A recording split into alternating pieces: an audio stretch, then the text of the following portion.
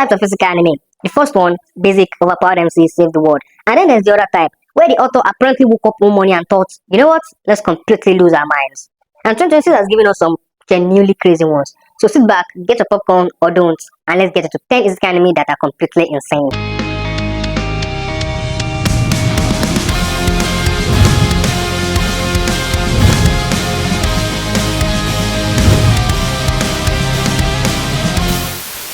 Okay, we're starting off pretty thin, but this one is funny because imagine getting transported to another world and becoming an office worker.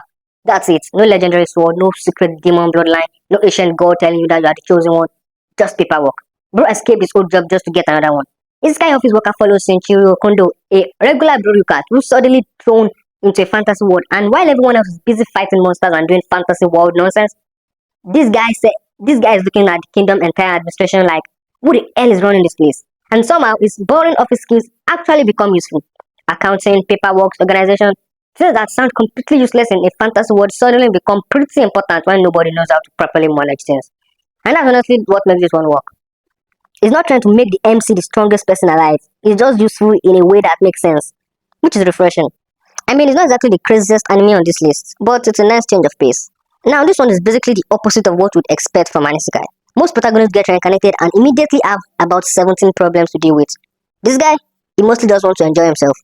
A gentle noble's vacation recommendation follows a noble, who is basically traveling around another world and enjoying the experience. You know, going places, meeting people, getting involved in adventures, the usual stuff. Except he isn't constantly screaming about becoming the strongest person alive. And honestly, sometimes that's nice. Not every anime needs to be the demon king has returned and only I can stop him. Sometimes you just want to watch a guy go on vacation.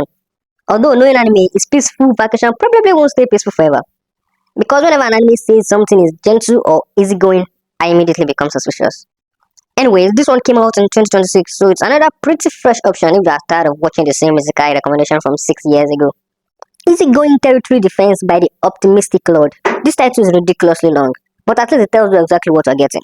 Our protagonist gets reincarnated into another world and ends up with a territory to look after. So naturally, it starts building it. Defenses, infrastructure, people. Basically, bro got his guide and unlocked fantasy civilization. And I actually like this kind of stuff, because instead of watching the MC spend 20 episodes describing that he can one-shot everything, we get to watch him actually build something. He's not just thinking about himself, he has to think about the people living in his territory, how to protect them and how to make the place better. Which sounds boring when I say it like that, but somehow, it's not. There's something weirdly satisfying about watching an empty piece of land slowly turn into an actual kingdom. If you enjoyed that time I got reincarnated as a slim, I'm pretty sure you would enjoy this too. And yes, eventually the usual fantasy problems start showing up, because apparently nobody in anime is allowed to just have a peaceful afternoon. Moving on, noble reincarnation. Now this is where we start getting into the stupidly overpowered protagonist. Noble reincarnation is basically what happens when you take the reincarnated as a noble trope and decide that the kid should be absurdly talented at basically everything. The protagonist is born into a noble family with ridiculous abilities, and naturally starts getting stronger, then somehow even stronger. At some point, you're just sitting there thinking, okay bro, we get it, and that's kind of the appeal. This is not the anime you watch because you want a complicated power system that requires you to pull out a notebook. You watch it because watching the MC casually flex on everyone else is fun, and sometimes that's enough. Not every anime needs to change your life. Sometimes you just want to watch an overpowered kid walk into a room and make everyone else look unemployed. And since this is the 2026 release, it's another one you probably haven't had shoved into your face 1,000 times yet. Reincarnated as a dragon hatchling. Okay, this one has a very simple pitch. Guy dies, gets reincarnated as a dragon. Except not a big dragon. Not some ancient dragon that can destroy a country. A baby dragon. Basically, this dude got reincarnated into one of the strongest creatures in fantasy and still has to start from the bottom. Yikes. Which I actually really like, because the fun is watching him slowly evolve. He's weak, he has to survive, he has to fight, he gets stronger, then he gets stronger again. And eventually you're watching this tiny dragon turn into something that would probably make the average adventurer consider their career choice. It's basically a survivor RPG, except you're the monster. And honestly, I think it's pretty cool. Also, let's be real, a dragon protagonist is automatically at least a little bit cooler than another guy named John who got reincarnated with a smartphone. Number 5, Hell Mode. Now we're getting serious, because this dude had the opportunity to choose how difficult his new life was and picked Hell Mode. Why? I don't know, maybe he hates himself. Hell Mode follows a gamer who gets reincarnated into another world and basically treats his new life like an insanely difficult RPG. Most people would probably choose easy mode, maybe normal. This guy looked at the difficult settings and went, nah, give me the one that's going to ruin my life. And then he actually has to live with that decision. He's grinding, training, figuring out his abilities, and he's basically treating everything around him like a game that is determined to beat. which makes his progression pretty satisfying because he isn't just handed everything, he actually has to work for it. And watching someone grind this hard is strangely motivating until you remember it's an anime character and they're sitting on your bed eating snacks, so maybe it's not that motivating. Number 4, this world's strongest rear guard. You know every RPG party has that one guy in the back that nobody really pays attention to? Yeah, that's basically our protagonist, except he's actually cracked. The world's strongest rear guard follows the protagonist who specializes in supporting his party from the rear. And instead of charging into battle like every other anime protagonist, he actually plays his role, which sounds simple, until you realize just how powerful a good support character can be. He's buffing people, helping the party, using abilities strategically, basically making everyone around him better. And honestly, I like that, because not every strong character needs to run into your room screaming and start swinging a giant sword. Sometimes the guy standing 10 meters behind you is the reason you're still alive. Down to our top 3, Mushoku Tensei Season 3. Now, obviously, we have to put this one there. Because whatever your opinion on Mushoku Tensei is, whatever your opinion on Rudios Grey Rat is, you can't really talk about modern Isekai without talking about it. The story follows Rudios Grey Rat, who gets a second chance at life in a world filled with magic. And unlike a lot of Isekai, this world actually feels like a world.